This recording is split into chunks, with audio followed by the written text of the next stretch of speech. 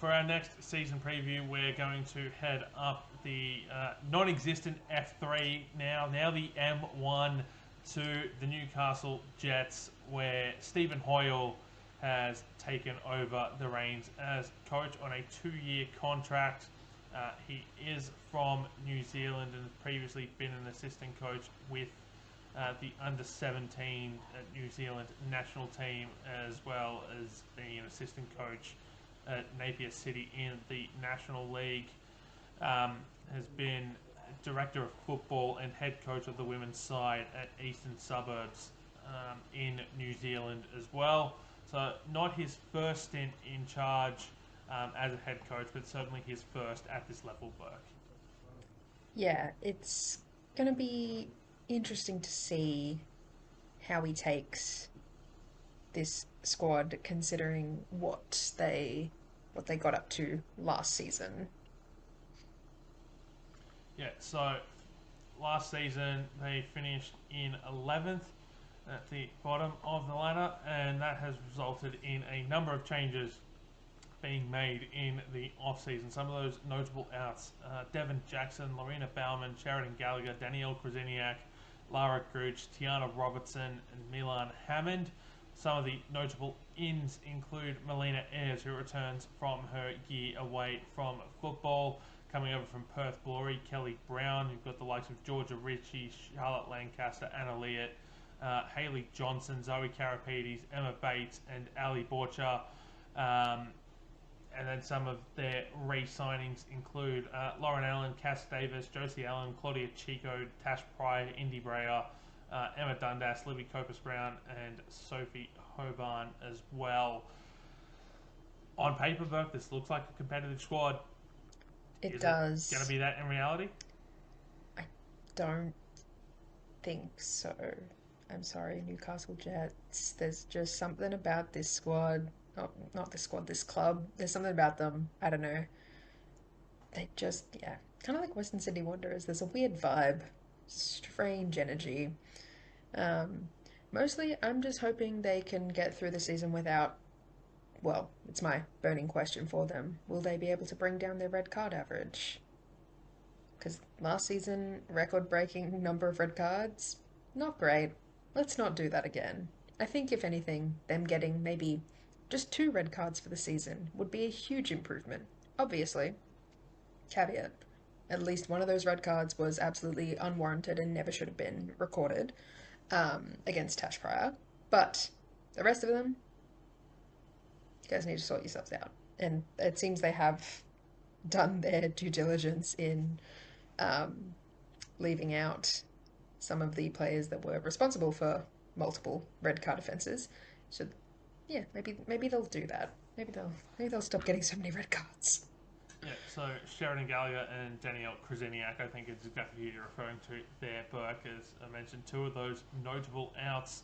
Um, Krasiniak was an interesting signing at the time, and it was interesting her deployment throughout the year as well, um, given that she spent most of the first half of the season on the bench.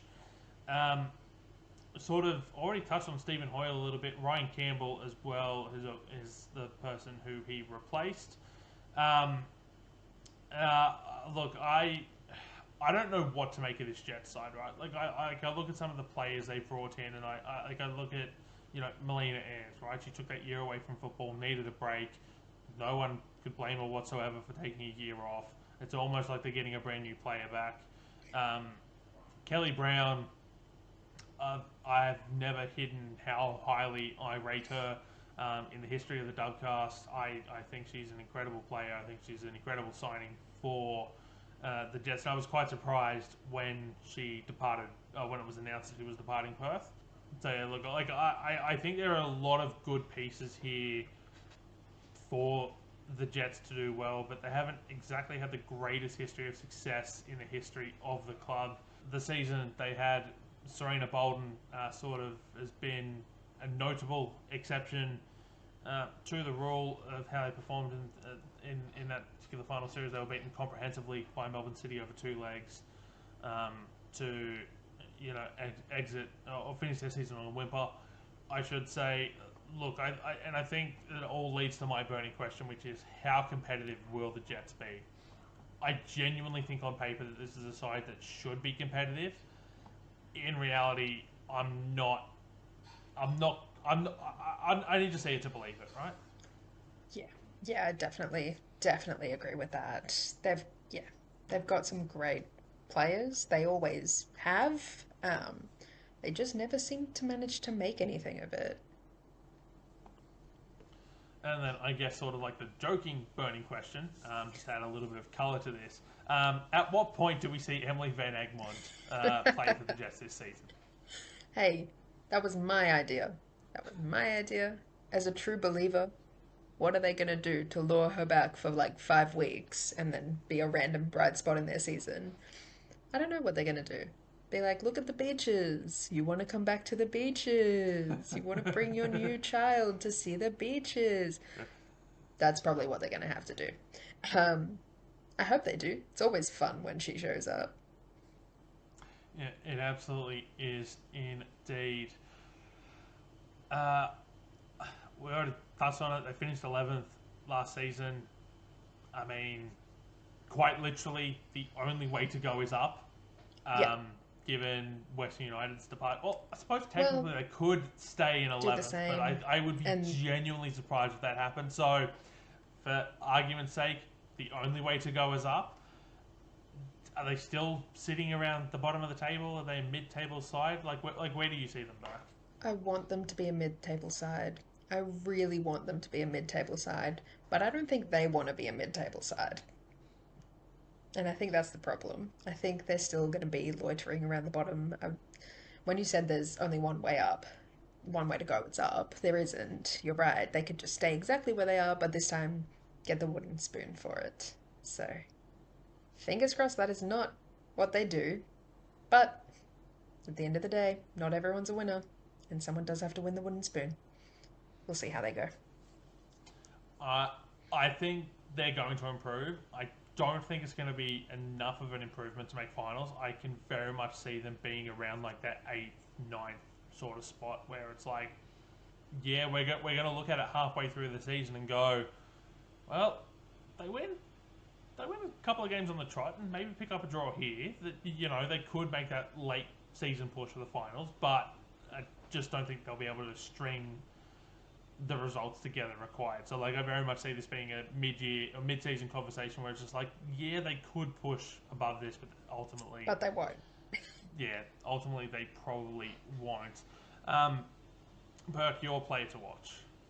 My player to watch is probably going to be Melina Ayres. I mean, she's kind of a legend of the A-League Women's. I know a lot of people don't know that because there are a lot of new fans, but she's very much an undisputed legend of the women's game, and I'm very glad that she's back. And I hope we get to see her score a ton of ridiculous goals, as she has been wont to do in previous seasons. Okay, I'm my one to watch here is an interesting one because I don't actually know how much game time she's going to get if she'll see the pitch at all. She is a product from the Newcastle Jets Academy that was part of the side which got relegated from the NPL Women's New South Wales competition to the Football New South Wales League One women's competition this season. She is their starting goalkeeper, and that is, or she was that team's starting goalkeeper, and that is Ali Borcha. I I commentated a few Newcastle Jets games last season, and I want to say off the top of my head, in those games I watched, she shipped like a combined 16 goals. But I saw enough there that this is a serious keeper who was playing in a side full of kids. So for context, right, the Newcastle Jets were previously called the Emerging Jets. They could not be relegated from the NPL Women's New South Wales competition. They were like the Football New South Wales Institute. They had protected status in the division. They were development academy sides that were essentially made up of under 18s players, and so it would have been unfair to relegate them. They had like I want to say it was like a year and a half, 2 year streak where they didn't pick up a win, or almost didn't pick up a win. Like I don't remember what the exact number was, and then they picked up like 3 straight wins after breaking that streak. So like this is very much development side, and the Newcastle Jets very much opted to keep to that model um, this season, despite losing their protected status with the reworking of the competition. They were relegated at the end of the season. But you know, I saw enough from Ali Borcher. She made some incredible saves. I can see her being one to watch for the future, even though she may not get game time this season. That being said, if the keeping situation is anything like it was last year, there is a chance that she will see game time. But Yeah. I don't think that will be the case. So yeah, I very much think this is going to be a player who, whilst I like watching her and I think there's a lot of potential there, I don't think she'll see a ton of game time. And then I'll give an honourable mention to Charlotte Lancaster, who comes in from RPL Leichhardt. She makes her return to the A-League Women. She was part of the Wellington Phoenix squad during their first season in Wollongong, the COVID year, where they could only sign basically players who are based in Australia. So I very much, you know, it's going to be good to see her get a solid crack back in the A-League Women under the Newcastle Jets. If you enjoyed that preview, you can have a look at the rest of our season previews by clicking on the playlist here.